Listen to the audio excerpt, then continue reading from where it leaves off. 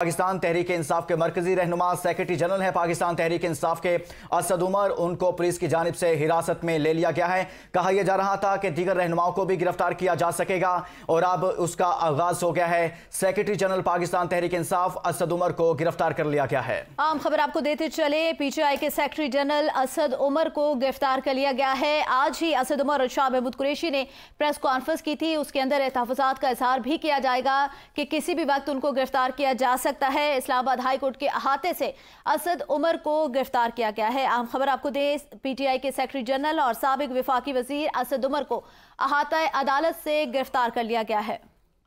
पाकिस्तान तहरीक इंसाफ के secretary general Asad Umar दीगर रहनुमाओं के साथ अदालती हाथे में मौजूद थे, जहां से उनकी गिरफ्तारी अमल में लाई गई है। तहरीक इंसाफ की जानिब से, उनकी लीडरशिप की जानिब से, खुद असद उमर की जानिब से, खुद शाह महमूद कुरैशी की जानिब से इन खदशात का इजहार किया जा रहा था कि दीगर क़यादत को भी गिरफ्तार किया जा सकता है। इसी का आगाज हुआ और सबसे पहले आज के दिन बड़ी लीडरशिप में से असद उमर को गिरफ्तार कर लिया गया है। अदालती अहाते में से उनकी गिरफ्तारी को अमल में लाया गया है। इस्लामाबाद हाई कोर्ट के अहाते से असद उमर को गिरफ्तार किया गया है।